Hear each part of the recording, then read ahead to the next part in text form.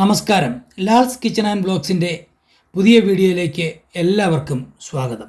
ഇന്നത്തെ നമ്മുടെ വീഡിയോയിൽ ഡിസ്കസ് ചെയ്യുന്നത് അയർലൻഡിലെ ജനറൽ വർക്ക് പെർമിറ്റിനെ കുറിച്ചാണ്.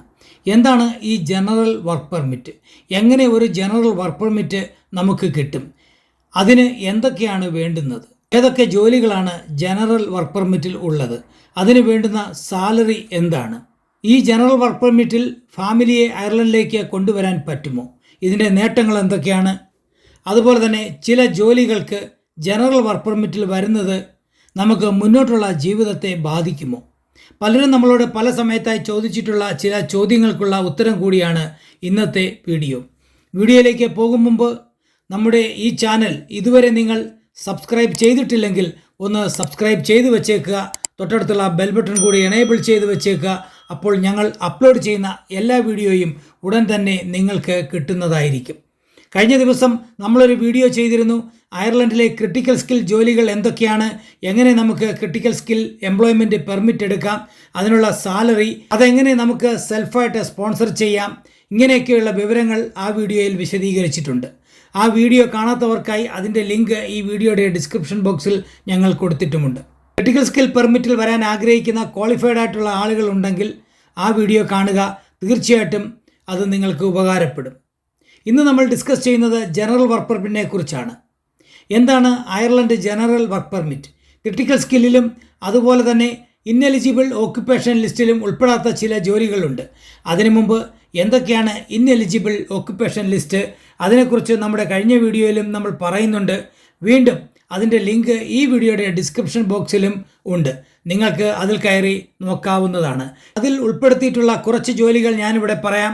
Managers in hospitality and leisure service, travel agency managers, managers in health and care service, property housing and estate managers, garage managers, hair dressing and beauty salon managers, shopkeepers, wholesale and retail, waste disposal and environmental service managers. ഇങ്ങനെ തുടങ്ങി ധാരാളം ജോലികളാണ് ഈ ലിസ്റ്റിലും ഉൾപ്പെടുത്തിയിട്ടുള്ളത്. ഈ ജോലികളൊക്കെ ഞാൻ നേരത്തെ പറഞ്ഞു ഇവിടെയുള്ളവർക്കാണ് കിട്ടുന്നത്. നമ്മൾ ഡിപ്പെൻഡൻറ്റ് വിസയിലെങ്കിലും ഇവിടെ എത്തുകയാണെങ്കിൽ ഈ ജോലികൾക്കൊക്കെ നമുക്കും ട്രൈ ചെയ്യാവുന്നതാണ്. അങ്ങനെ ഈ രണ്ട് ലിസ്റ്റിലും, അതായത് ക്രിട്ടിക്കൽ പെർമിറ്റിലും അതുപോലെ തന്നെ ഇന്നെലിജിബിൾ ഓക്യുപ്പേഷൻ ലിസ്റ്റിലും ഉൾപ്പെടാത്ത ചില ജോലികളാണ് ജനറൽ വർക്ക് പെർമിറ്റിൽ ഉൾപ്പെടുത്തിയിട്ടുള്ളത്. അത് നമുക്ക് കിട്ടണമെങ്കിൽ പ്രധാനമായും രണ്ട് ക്രൈറ്റീരിയ നമ്മൾ മീറ്റ് ചെയ്യേണ്ടതായിട്ടുണ്ട്. ഒന്ന്, നമുക്ക് 34,000 യൂറോ പെർ അനം സാലറി ഉണ്ടായിരിക്കണം. നമുക്ക് ജോബ് ഓഫർ തരുന്ന കമ്പനിയിൽ 50% ആളുകളെങ്കിലും, അതായത് എംപ്ലോയീസ് എങ്കിലും അയർലൻഡിലുള്ളവരോ അല്ലെങ്കിൽ യൂറോപ്യൻ യൂണിയനിൽ ഉള്ളവരോ ആയിരിക്കുകയും വേണം. അങ്ങനെയുണ്ടെങ്കിൽ മാത്രമേ അവർക്ക് മറ്റ് വിദേശ രാജ്യങ്ങളിൽ നിന്നും ആളിനെ എടുക്കുവാൻ സാധ്യമാവുകയുള്ളൂ. എന്നാൽ ചില കേസുകളിൽ 30,000 യൂറോ പ്രതിവർഷ സാലറി മതി എന്ന ഒരു നിയമവും ഇവിടെയുണ്ട്. അതായത് നിങ്ങൾ വരുന്നത് മീറ്റ് പ്രോസസ്സിംഗ് കമ്പനി അല്ലെങ്കിൽ ഹോർട്ടിക്കൾച്ചർ ജോലികൾക്കൊക്കെ ആണെങ്കിൽ നിങ്ങൾക്ക് 30,000 യൂറോ പ്രതിവർഷ സാലറി മതി. എന്നിരുന്നാലും മണിക്കൂറിൽ 14.79 euro per hour minimum salary ഉണ്ടായിരിക്കുകയും വേണം. ഈ രണ്ട് ക്രൈറ്റീരിയ നമ്മൾ മീറ്റ് ചെയ്യുകയും ഒരു ജോബ് ഓഫർ ലെറ്റർ എങ്കിലും കമ്പനിയിൽ നിന്ന് കിട്ടുകയും ആണെങ്കിൽ ഒന്നുകിൽ നിങ്ങൾക്ക് നിങ്ങളെ തന്നെ സെൽഫ് സ്പോൺസർ ചെയ്ത് ഇങ്ങോട്ടേക്ക് വരാം, അല്ലെങ്കിൽ നിങ്ങളുടെ എംപ്ലോയർക്ക് നിങ്ങളെ സ്പോൺസർ ചെയ്ത് വരികയും ചെയ്യാം. ഈ ജോബ് ഓഫർ ലെറ്റർ നിങ്ങൾക്ക് കിട്ടിക്കഴിഞ്ഞാൽ വർക്ക് പെർമിറ്റിന് വേണ്ടി അപ്ലൈ ചെയ്യുമ്പോൾ അതിന് 2 വർഷത്തേക്ക് 1000 യൂറോ ആണ് ഫീസ്. ആ ഫീസ് നമ്മൾ തന്നെ കൊടുക്കുന്നതിനെയാണ് ചുരുക്കത്തിൽ സെൽഫ് സ്പോൺസർഷിപ്പ് എന്ന് പറയുന്നത്. അങ്ങനെ വർക്ക് പെർമിറ്റ് കിട്ടി വിസയ്ക്ക് അപ്ലൈ ചെയ്യുമ്പോൾ അതിൻ്റെ ചാർജ് നമ്മൾ കൊടുക്കണം. ഒപ്പം ഫ്ലൈറ്റ് ടിക്കറ്റും നമ്മൾ തന്നെ എടുക്കണം. എന്നാൽ ചില കമ്പനികൾ ഇതെല്ലാം ചെയ്ത് നമ്മളെ ഇങ്ങോട്ടേക്ക് കൊണ്ടുവരുന്നതുമാണ്. അതിനെയാണ് കമ്പനി സ്പോൺസർഷിപ്പ് എന്നും പറയുന്നത്. എന്നാൽ അയർലൻഡിലേക്ക് ധാരാളം ആളുകൾ കടന്നു വന്നിട്ടുള്ള ഹെൽത്ത് കെയർ മേഖലയിലാണെങ്കിൽ അവർക്ക് 27,000 യൂറോ ആണ് ആനുവൽ സാലറിയായി പറയുന്നത്. കഴിഞ്ഞ ബഡ്ജറ്റിൽ പറഞ്ഞത് 30,000 യൂറോ വരെ അത് ആക്കും എന്നാണ്. എങ്കിലും അത് ഇതുവരെ കൊടുത്തു തുടങ്ങിയതായിട്ടൊന്നും അറിയില്ല. അങ്ങനെ 27,000 യൂറോ പ്രതിവർഷ സാലറിയിൽ ഒരു ജോബ് ഓഫർ നിങ്ങൾക്ക് കിട്ടുകയാണെങ്കിൽ നമ്മൾ നേരത്തെ പറഞ്ഞതുപോലെ നിങ്ങൾക്ക് സ്വന്തമായി സ്പോൺസർ ചെയ്ത് വരാൻ പറ്റും, അല്ലെങ്കിൽ നിങ്ങളെ തിരഞ്ഞെടുത്ത എംപ്ലോയർക്ക് നിങ്ങളെ കൊണ്ടുവരാൻ പറ്റും. എന്നാൽ HCAI അയർലൻഡിലേക്ക് വരുന്നവർ ഇവിടുത്തെ QQI ലെവൽ 5 എന്ന ഒരു കോഴ്സ് പാസ്സായിരിക്കണം.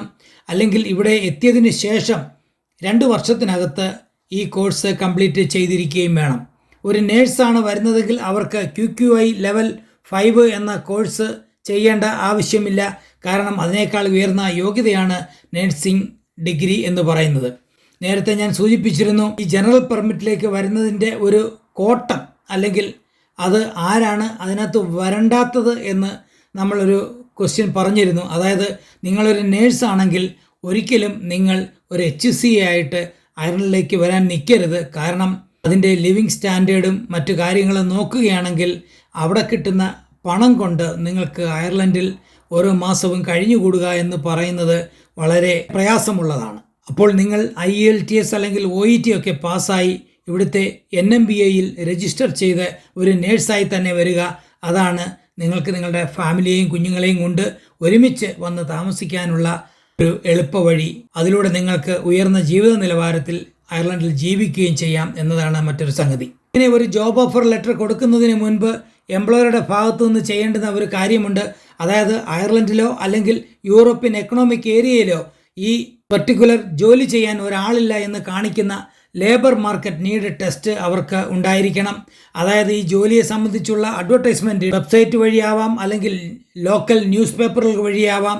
എങ്ങനെയായാലും 4 ആഴ്ചയ്ക്കകത്ത് ഇതിന് റെസ്പോൺസ് കിട്ടിയില്ലെങ്കിൽ മാത്രമേ പുറത്തുനിന്ന് മറ്റൊരാളെ എടുക്കാൻ പാടുള്ളൂ.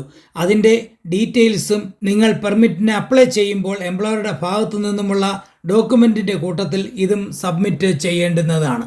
ഇത് എംപ്ലോയറുമായി ബന്ധപ്പെട്ടതാണ്. ആ പ്രൂഫ് അവർ കൊടുത്തുകൊള്ളും. ഇത് എങ്ങനെ അപ്ലൈ ചെയ്യാമെന്ന് നോക്കാം. ഓൺലൈൻ വഴിയായിട്ടാണ് ഇത് അപ്ലൈ ചെയ്യുന്നത്. എംപ്ലോയ്മെൻറ്റ് പെർമിറ്റ് ഓൺലൈൻ സിസ്റ്റം അല്ലെങ്കിൽ EPOS എന്ന ഒരു വെബ്സൈറ്റ് ഉണ്ട്. ആ സൈറ്റിൽ കയറി നമ്മുടെ ഡോക്യുമെൻറ്റുകളെല്ലാം സബ്മിറ്റ് ചെയ്യുക എന്നുള്ളതാണ്. അതിന് നേരത്തെ ഞാൻ പറഞ്ഞിരുന്നു, ഒരു ആപ്ലിക്കേഷൻ ഫീസുണ്ട് €1000. അത് 2 വർഷത്തേക്കാണ് നിങ്ങൾക്ക് കിട്ടുന്നത്. ഏതെങ്കിലും കാരണവശാൽ നമ്മുടെ ആപ്ലിക്കേഷൻ റിജക്റ്റ് ആവുകയാണെങ്കിൽ അതിൻ്റെ ഒരു 90% നമുക്ക് തിരിച്ചു കിട്ടുകയും ചെയ്യും. അടുത്തത് നമ്മുടെ ഫാമിലി അല്ലെങ്കിൽ സ്പൗസിനെ ജനറൽ വർക്ക് പെർമിറ്റിൽ എന്നവർക്ക് എപ്പോൾ കൊണ്ടുവരാം എന്നുള്ളതാണ്. കഴിഞ്ഞ വീഡിയോയിൽ നമ്മൾ അതിനെക്കുറിച്ച് പറഞ്ഞിരുന്നു. ക്രിട്ടിക്കൽ സ്കില്ലിൽ വരുന്നവർക്ക് ഉടൻ തന്നെ അവരുടെ ഫാമിലിയെ അയർലൻഡിലേക്ക് കൊണ്ടുവരാവുന്നതാണ്. എന്നാൽ ജനറൽ വർക്ക് പെർമിറ്റിൽ വരുന്നവർക്ക് ഇവിടുത്തെ നിയമപ്രകാരം 1 വർഷം കഴിഞ്ഞ് മാത്രമേ ഫാമിലി റീയൂണിഫിക്കേഷനുള്ള സാധ്യതയുള്ളൂ. കഴിഞ്ഞ കുറേ നാളായി അയർലൻഡിലുള്ള ഹെൽത്ത് കെയർ മേഖലയിൽ വന്നിട്ടുള്ള ഒരുപാട് പേർ ഇതിന് ട്രൈ ചെയ്യുന്നുണ്ട്. ആർക്കും തന്നെ ഇതുവരെ അവരുടെ സ്പൗസിനെ അയർലൻഡിലേക്ക് കൊണ്ടുവരാൻ കഴിഞ്ഞിട്ടില്ല എന്നുള്ളതാണ് ഒരു വസ്തുത.